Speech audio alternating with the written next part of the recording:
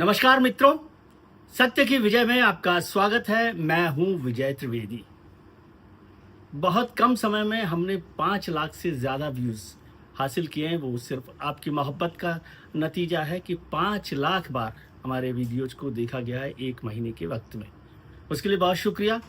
इसलिए फिर से मैं आपको रिक्वेस्ट करता हूं कि आप हमारे वीडियोज़ को अगर आपको पसंद आते हैं तो लाइक कीजिए, शेयर कीजिए, सब्सक्राइब कीजिए और बेल आइकन दबाइए ताकि आपको नोटिफिकेशन मिल सके। आज एक महत्वपूर्ण बात, हालांकि आज़ादी मिले हुए में अरसा हो गया है, 75 साल से ज़्यादा हो गए हैं, लेकिन अब भी भारत पाकिस्तान के बंटवारे को लेकर सवाल खड़े हुए हैं। आज बात इसलिए क्योंकि आज का दिन बहुत महत्वपूर्ण है। 15 जून 1947 कांग्रेस का एआईसीसी का जो सेशन था वो चल रहा था। ऑल इंडिया कांग्रेस कमेटी का सेशन चल रहा था। 300 मेंबर्स, 300 प्रतिनिधि उसमें शामिल थे। उसमें जवाहरलाल नेहरू थे, सरदार पटेल थे, वल्लभ भाई पटेल थे, मौलाना आज़ाद थे, पुरुषोत्तम दास टंडन थे, जेवी कृपलानी थे, रफ़ी अहमद किदवई थे, महात्मा गांधी थे। लेकिन उस बैठक में भारत के विभाजन का जो प्रस्ताव था उसे रेटिफाई कर दिया, कांग्रेस ने पास कर दिया। केवल 29 लोगों ने उसके विरोध में अपनी बात रखी, 29 लोगों ने अपना विरोध जताया था। जिन 3 महत्वपूर्ण लोगों ने विरोध जताया उसमें थे रफ़ी अहमद किदवई, मौलाना अबुल कलाम आज़ाद और पुरुषोत्तम दास टंडन। जिन 2 लोगों ने सबसे ताकतवर तरीके से या जोरदार तरीके से इसके लिए बात की थी वो थे जवाहरलाल नेहरू और सरदार पटेल। हालांकि ये जो बैठक थी 14 और 15 जून को दिल्ली में हुई थी, बिल्कुल ठसाठस भरी हुई थी कमरा, और उसमें तनाव बना हुआ था। गंभीर मसला हो रहा था, गंभीर चर्चा हो रही थी, हर कोई अपनी तरीके से बात कर रहा था। 2 लोग बिल्कुल चुप बैठे थे। एक गांधी, महात्मा गांधी, जिन्होंने एक भी शब्द नहीं बोला। शायद पहली बार होगा कि कांग्रेस की किसी बैठक में गांधी नहीं बोले, वो नाराज थे। और दूसरी तरफ मौलाना आज़ाद, वो एक कोने में कुर्सी पर बैठे सिगरेट का धुआं उड़ा रहे थे। 2 दिन तक वो बैठे रहे, उन्होंने कुछ नहीं कहा। गांधी नाराज थे। गांधी ने अपनी नाराजगी पहले ही जाहिर कर दी थी कि वो इस विभाजन के प्रस्ताव के साथ नहीं है। वो विभाजन नहीं चाहते थे भारत का। यहाँ पर जो एआईसीसी की बैठक हुई उसमें उस प्रस्ताव को रेटिफाई करना था, क्योंकि इससे पहले 3 जून 1947 को जब बैठक हुई थी वो कांग्रेस वर्किंग कमेटी की बैठक थी, कांग्रेस कार्य समिति की बैठक थी दिल्ली में, और उसमें इस प्रस्ताव को पारित कर दिया गया था। यहाँ पर बहुत महत्वपूर्ण बात एक ये भी है कि उसी दिन जो वायसराय थे लॉर्ड माउंटबेटन ने 3 जून 1947 को ही ये प्रस्ताव रखा था, जारी किया था, जिसे माउंटबेटन प्रस्ताव भी कहा गया, पार्टीशन का प्रस्ताव भी कहा गया। और उसी दिन सेम डे कांग्रेस की वर्किंग कमेटी ने इसे पास कर दिया। नेहरू का मानना था कि ये अब इसके अलावा कोई रास्ता नहीं है, क्योंकि मुस्लिम लीग अड़ी हुई है, वो कॉन्स्टिट्यूशन असेंबली में भी शामिल नहीं हो रही है, डायरेक्ट एक्शन डे की उन्होंने थ्रेट दे दी है, और इससे ब्लड शेड होगा, बहुत मुश्किल होगी। और हमें एक अच्छा हिंदुस्तान चाहिए जिस पर हम शासन कर सके, जिसको हम आगे बढ़ा सके। पटेल को भी लगता था कि ब्लड शेड होगा और अब पाकिस्तान को बनने से कोई नहीं रोक सकता, इट्स इनएविटेबल। तो 2 लोग खासतौर से जवाहरलाल नेहरू और सरदार पटेल इस पक्ष में थे। उनके कारण अलग थे। ये भी बात ठीक है कि वो दोनों मन से विभाजन नहीं चाहते थे, लेकिन उन दोनों के हिसाब से देश में ऐसी स्थितियां बन गई थी कि वहां पर विभाजन के अलावा, विभाजन के प्रस्ताव को स्वीकार करने के अलावा कोई रास्ता नहीं बचा था। उन्हें लग रहा था कि बहुत स्थितियां बिगड़ जाएगी, फिर उसको सुधारना, उसे काबू में करना भी मुश्किल होगा। लेकिन 3 जून 1947 को माउंटबेटन प्रस्ताव रखते हैं और 3 जून 1947 को कांग्रेस वर्किंग कमेटी इसे पारित कर देती है। इसमें एक और महत्वपूर्ण बात, इस बैठक में, CWC की बैठक में महात्मा गांधी मौजूद नहीं थे। महात्मा गांधी वहां पर मौजूद नहीं थे। डॉक्टर राजेंद्र प्रसाद ने पूछा भी था कि क्या गांधी से इस पर कंसल्ट किया गया है, गांधी यहाँ पर क्यों नहीं है, क्यों नहीं इस बैठक को टाल दिया जाए।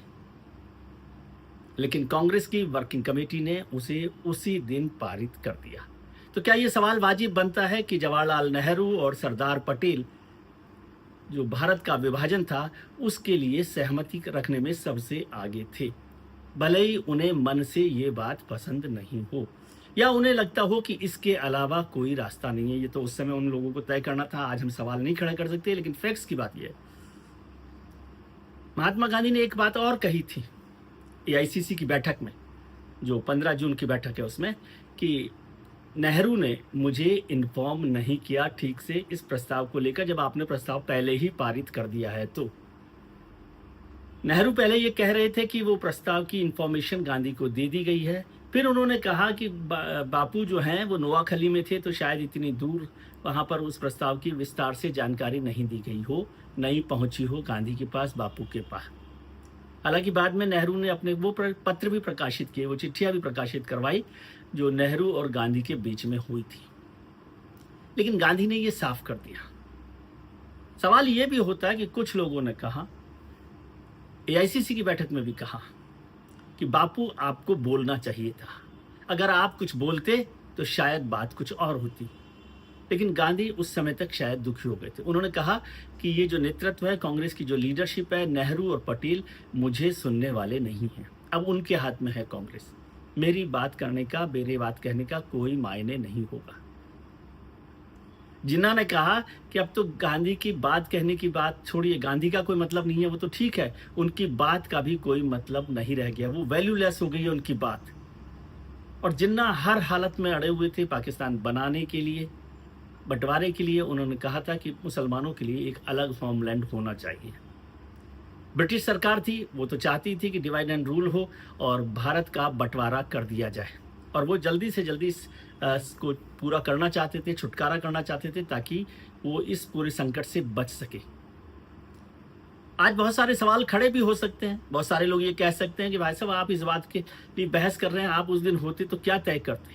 ये बात ठीक है, इतिहास में जो इतिहास की घटनाएं होती हैं, उस वक्त क्या फैसला किया जाना चाहिए, क्या जो डायरेक्ट एक्शन थ्रेट मुस्लिम लीग ने दी थी उसने बड़ी भूमिका निभाई, क्या जिन्ना ने जिस तरह से मुस्लिम लीग को ताकतवर बनाया था उसने महत्वपूर्ण भूमिका निभाई, क्या हिंदुस्तान में जो तनाव हो गया था और दो जो धर्मों में, दो संप्रदायों के बीच में तनाव पैदा हो रहा था और लगातार बढ़ रहा था, देश के बहुत सारे हिस्सों में, खासतौर से पंजाब और बंगाल में जिस तरह से तनाव बढ़ा था, उसने मजबूर किया था कांग्रेस के नेताओं को।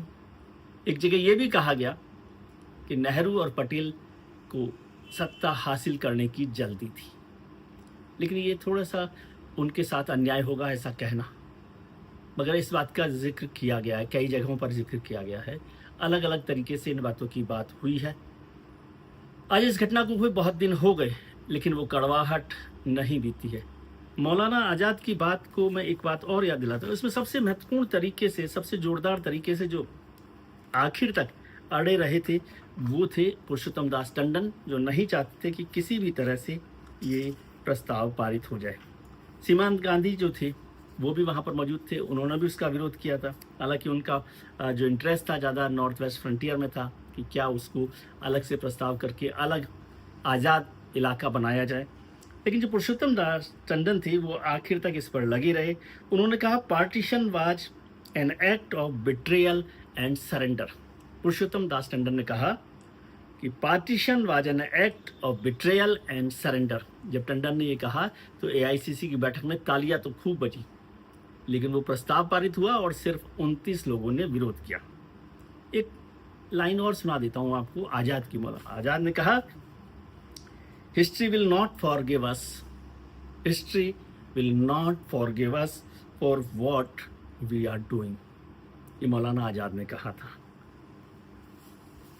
इसके बाद भी बहुत सारी बातें हुई, प्रस्ताव पारित कर दिया गया। 2 दिन वो बैठक चली थी, 2 दिनों में लगातार उस पर बात हुई, किस तरह से बंटवारा हुआ, लाखों लाख लोग, पूरी दुनिया में इतनी बड़ी त्रासदी कभी नहीं हुई कि जब लाखों लाख लोग बेघर हो गए, लाखों लोग मारे गए, महिलाओं के साथ अत्याचार हुआ। दोनों इलाकों में जो हिंदुस्तान और पाकिस्तान का जो बंटवारा हुआ था उसमें, और जिस तरह से ट्रांसफ़र ऑफ पीपल हुआ उसने भी बहुत तकलीफ दी। मगर ये इतिहास की घटना है, 15 जून 1947।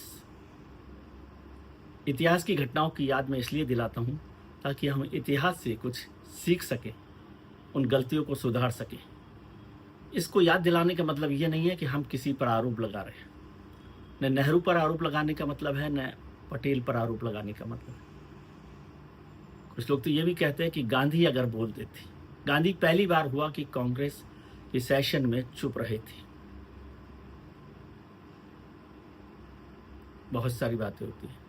कुछ ने कहा कि गांधी की चुप्पी का मतलब कंसेंट माना गया, सहमति माना गया। हालांकि गांधी बार बार इस बात पर जोर देते रहे थे कि वो विभाजन के खिलाफ हैं। लेकिन उससे पहले जो कैबिनेट मिशन था 1946 का, उसको जिन्ना ने रिजेक्ट कर दिया था, जिसमें यूनाइटेड इंडिया की बात की गई थी।